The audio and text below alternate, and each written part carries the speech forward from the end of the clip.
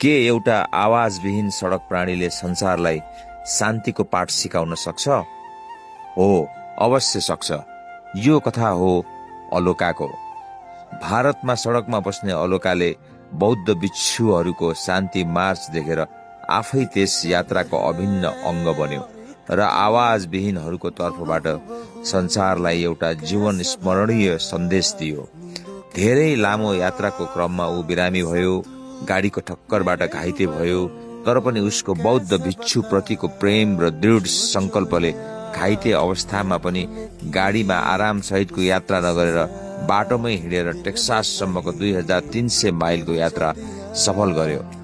तिम्रो आवाजविहीन शान्तिको यात्राले सबैजनाको मनमा तिमी सडक प्राणीहरू हामी मानव भन्दा धेरै गुणले उत्तम र गुणवान छौ भनेर देखाइदिएको छ।